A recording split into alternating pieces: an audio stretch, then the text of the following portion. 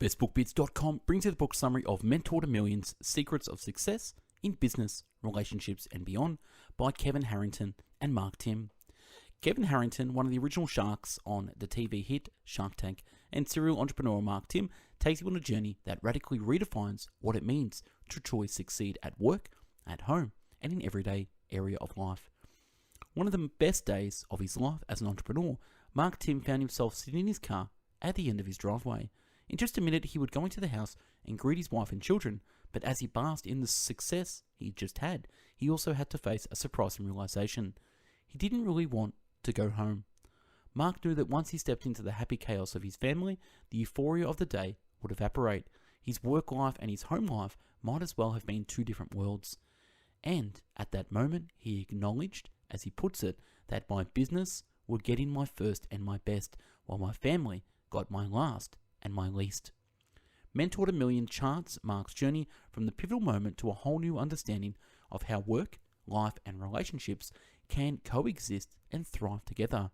He's gone through this journey. His accomplished mentor Kevin Harrington, one of the original sharks from Shark Tank, who shares amazing stories and imparts invaluable wisdom about how to win in business and in every area of life.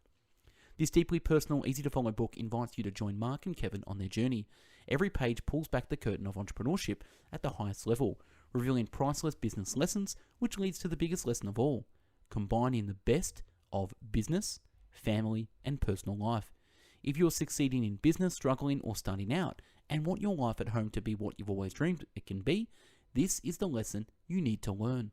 The most valuable business you'll ever own, work, or be a part of isn't the business you go to work on every day. It's the one you go home to. Before we start this book summary, we at Best Book Bits have done over 1,000 book summaries in video, written, and audio format. Check out the website bestbookbits.com. Subscribe to the YouTube channel and follow us on Spotify, Google Podcast, Apple Podcast. On with the summary. Mentor to Millions. Don't try to do it all alone. It can be lonely as an entrepreneur.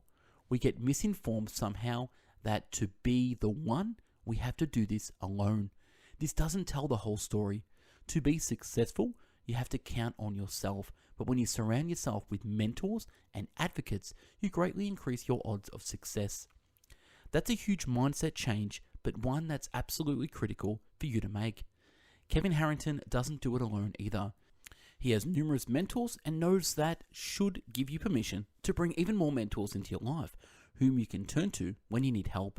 It's one of the greatest gifts you can receive.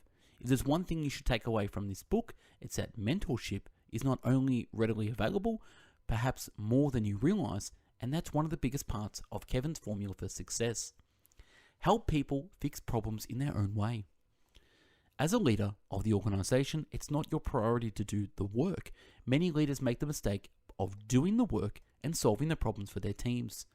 It's a mindset they're all entrenched in. If someone in your team has a problem, they fix it without asking questions. While being curious and asking questions help their team learn how to solve their own problems. If you have to solve a problem every time your team is learning your way of fixing things, when they solve them on their own, they're doing it in ways intuitive to them. It's like an old adage, give a man a fish and he'll eat today. Teach him how to fish and he'll eat for the rest of his life. If you don't know whether your team has the capacity or capability to solve their own problems, perhaps you should start being curious and asking questions. Kevin's 9 building blocks before launching any business. 1. Who are your key partners? What are their motivations behind the partnership? 2. What are the key activities of the business idea? 3. What are you going to deliver to your customers? 4. What problems are you going to solve for them? 5. What is your relationship with the customer? How do you establish and maintain relationships? 6. What customer segment are you targeting? 7. What key resources does this business require? 8. What distribution channels does this business require for it to get to the market? 9. What is your main revenue stream? Success or confidence, which comes first? So many people believe that you have to be confident to successfully take the action. But is action the chicken or the egg? Kevin says it's the egg. It's the action that creates confidence, not the other way around. It's also true with motivation. People believe you have to be motivated to take the first step. It's not true. Kevin believes taking action fuels your motivation to then take the next step. As Zig Ziglar once said, if you're standing there listening to me, trying to figure out how a big step you can take, it's probably too big and you're not going to take it. So here's the deal. I don't care how big of a step you take whatever size step you can, but do it right now. Fail fast, but not on purpose. Kevin often fails, but he fails fast and cheap. He doesn't spend a lot of money when he fails. He wants to learn from the failures, adjust and pivot. Although he doesn't fail purposefully, he accepts the fact that failure is largely inevitable for any business or entrepreneurship. In his own words, I tend to get frustrated with the entrepreneurs when I've invested in their company or even when I'm just helping them out. When instead of measuring twice to cut once, we're measuring 10, 15 and 20 times and they never cut. Too many entrepreneurs mistakenly assume that they're failure just because their idea is a failure. For them, that's a hard pill to swallow. But if you're going to be successful, they have to change this mindset. Entrepreneurs have to think of themselves as a phoenix. The idea is to rise from a failure stronger than you were before you failed. The phoenix is a mythological bird that represents rising from the ashes of the burning of its past self. In entrepreneurial terms, the ashes of your predecessor is the failure of your business. Don't hire for where you are right now. Hire for where you're going. You'll never scale to your potential if your hiring decisions are based on where you are at the moment. What ends up happening once you've realized is that you see you've spent a great deal on the wrong people. Once you understand that you can't take you to 10 million or 100, you know you have to change those out, and that becomes another expensive proposition. You get the idea, but before you know it, the business has lost its momentum and has become stagnant. Work smart, multiply your efforts. Kevin doesn't only want to multiply his efforts, he wants to multiply his relationships and time. He always looks for ways to 100x opportunities, and 10x can be achieved linearly. 10x results would take a lifetime to achieve if you only thought of it in terms of addition. To reinforce this idea, Kevin said, I was introducing people to franchise opportunities. If people chose to become involved with that franchise, I was then paid a commission. It was great, but it was a linear model because this was all done one person at a time. I had to make my thinking exponential. I said to myself, wait a minute, I'm spending a goal of this time making a pitch, and then the franchise turns around and does the same thing. One, I connect the prospect to them. What if we can just do this really once and then tap into some kind of natural network that exponentially distributes it? It was from this question that the info commercial was born. It arose out of Kevin's desire to go from linear to exponential growths. Exponential, not linear. Scale, not growth. Scaling is exponential. Scale doesn't happen at a linear scale. Growth is linear. Growth happens at an increase of 10%, 20%, or maybe 50%. Scale is a hockey stick.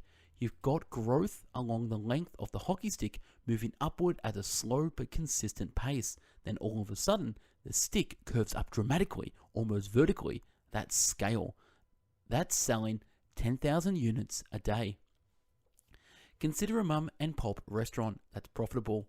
After a few years, they're able to open a second outlet. Those two outlets end up doing well, and they're able to open a third one after 3 years.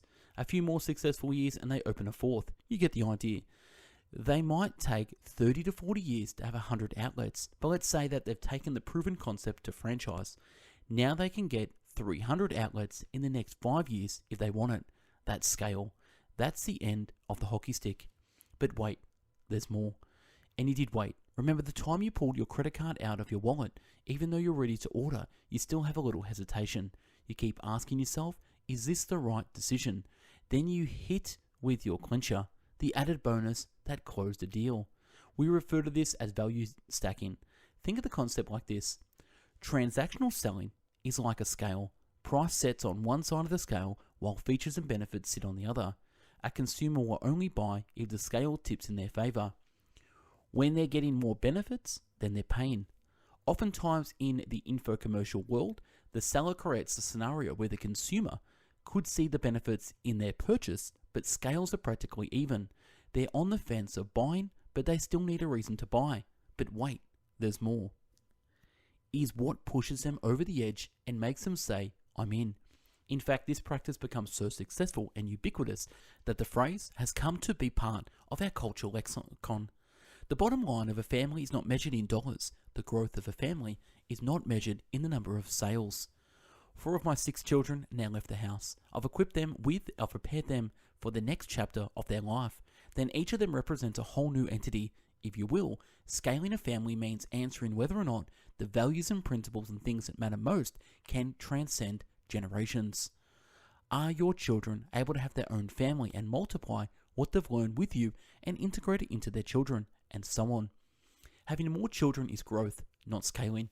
Having an exponential multiplier within a family can only happen when they start to move on and their own things. What matters to your family and your business is your reputation. You have to ask yourself, if we passed on the core values, that they'll multiply not only within their own future families, but within other people in general. That's right from this book summary, Mentor to Millions. If you want the PDF download, click the link to download this. We at Best Book Bits have done over 1,000 summaries in video, written, and audio format, so check out the YouTube channel, Best Book Bits, Spotify, Google Podcast, Apple Podcast, and the website bestbookbits.com. If you want to sponsor the channel, you can by downloading our 450 Best Book Bits summaries we put together in one massive downloadable PDF. So click the link, but check out this. Thank you for watching and listening. Have yourself an amazing day.